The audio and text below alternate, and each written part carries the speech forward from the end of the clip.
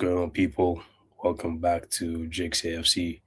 And as always, big up to everyone who's been interacting with the channel, subscribing to the channel, liking the vids, and letting me know your thoughts in the comment section below. Obviously, Happy New Year to everyone out there.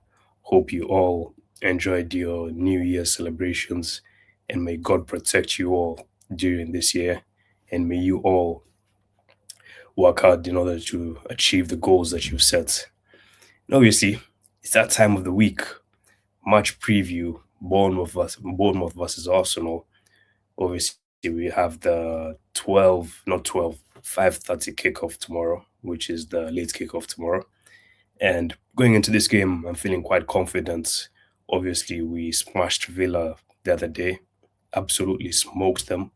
And that performance in the second half gives me a lot of confidence coming into this game. And Bournemouth, they winless in the last 10 Premier League matches, which is quite mad because you all remember how well Bournemouth were playing at the start of the season. You all remember September Semenyo when he was bagging goals for fun, and he's been quiet over the last few weeks, over the last few months, I would say. Obviously, he's being linked to that move to Manchester City, and from what you're seeing on Twitter and on Instagram and all these social media platforms, that move should be done over the next few days. But either way, I expect him to be playing. I expect to see him playing this game, and let's see how it goes. Obviously, Bournemouth last season we didn't do well against them. They took 6 points from us last season. You all remember that 2-0 loss at the Vitality Stadium, which is actually our first loss of the season last year. And you all remember the loss at the Emirates 2-1 when I believe it was Rice who scored for us, and then Hoyson and I think it was Senesi that scored for Bournemouth. But either way, we can't be letting teams like Bournemouth, no disrespect, we can't be letting those kind of teams be taking 6 points from us. Like we're Arsenal, man. So going into this game, I'm feeling quite confident. And let's get to the predicted lineup. In goal, David Dreyer, no questions about that. Right back, it should be Julian Timber. Obviously, he was fit for the Aston Villa game, and he played quite well. With no surprise over there because Julian Timber, every game he's dropping 9 out of 10 performances, man. And we should be seeing Timber starting in that right back position. In the centre backs, as the two centre backs, I'm gonna go for William Saliba and the skipper Gabriel Magalhaes. Obviously, he came back to the team. He got back in the team for the Aston Villa game, and he got himself the opening goal uh, in that game. So it's good to have Gabriel back in the team. I always feel like the team looks way better with Gabriel in there. The defense looks calmer when Gabriel's presence is over there. And also in the opposition box, I feel like he's a major attacking threat, man. As I said in the match reaction against Villa, I just feel like goalkeepers and defenders get terrified whenever they see Gabriel there, whenever they see Gabriel in the box during set pieces, whether corners or free kicks. So, regardless, Gabriel as a centre back with William Saliba partnering him. Left back, I would play Piero Hincapie.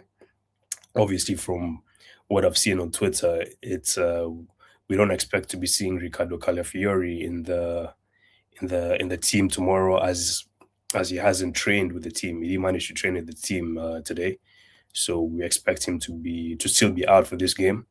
And I don't think that's much of a, it's not a big worry at the moment because we still have defensive cover on that left hand side. So Piero Hincapie, I think, has been playing well. He's been quite well. He's been playing quite well ever since we integrated him into the team. So Hincapie on the left back, he's gonna take the left back position. In the midfield, I'm gonna go for Martin Zubimendi as the number 6. Right next to him, I'm gonna go for Martin Odegaard. I think he played very well against Aston Villa and against Brighton as well. This is a kind of Odegaard I've been crying out for.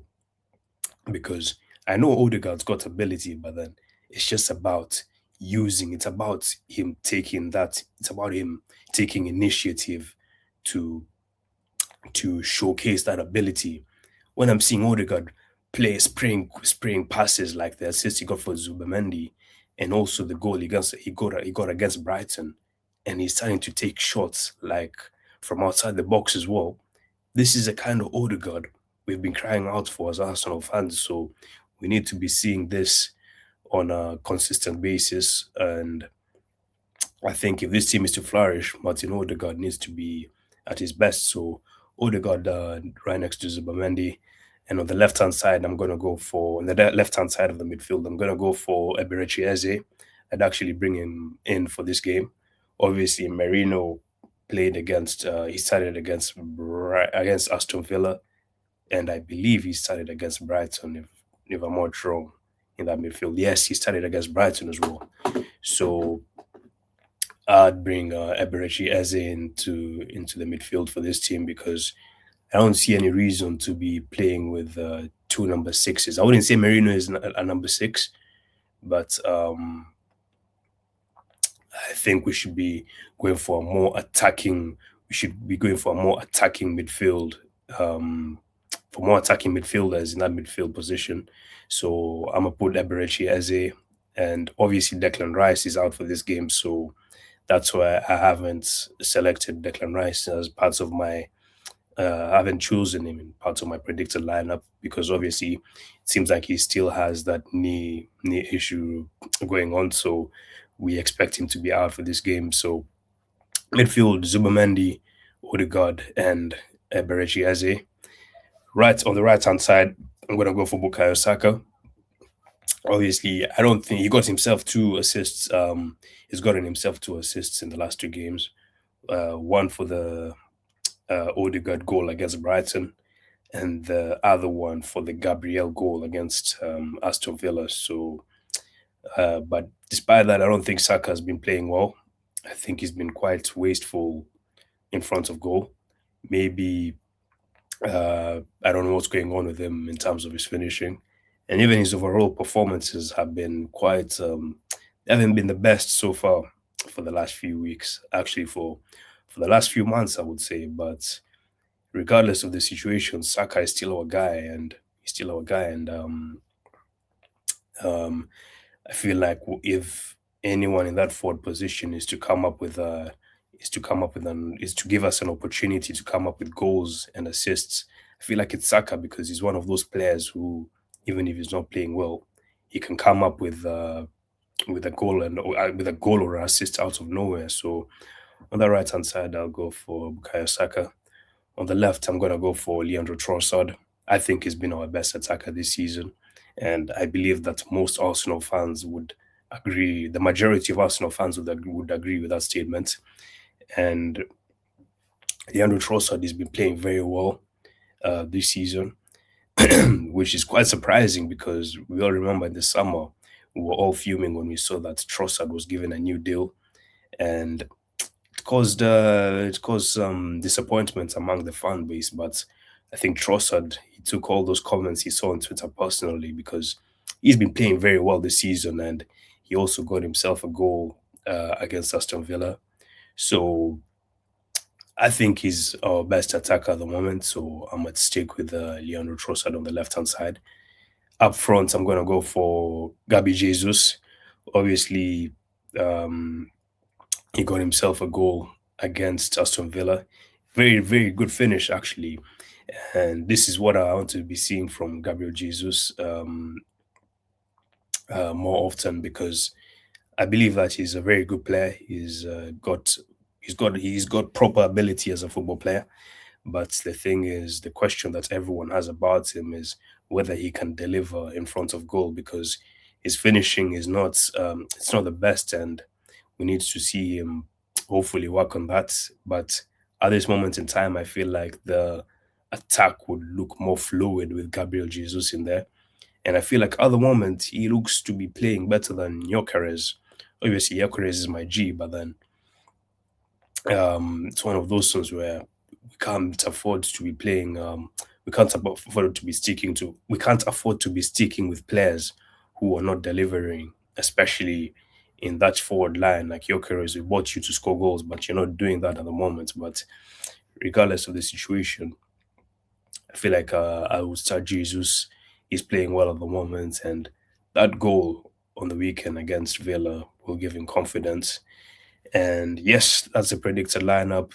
Obviously, Ingo Raya, right back Timber, centre back pairing, Saliba Gabriel, Piero Incapia left back, midfield, Zubamendi, Odegaard, Eze, and in the forward line, I'm going to go for Bukayo Saka on the right, Leandro Trossard on the left, and Gabriel Jesus down the middle. Obviously, in terms of the prediction, I'm going to go for a 3-1, 3-1 Arsenal win. I feel like, especially with that high line that Bournemouth play, we can take advantage of that if we play how we did against Villa in that second half with those quick transitions.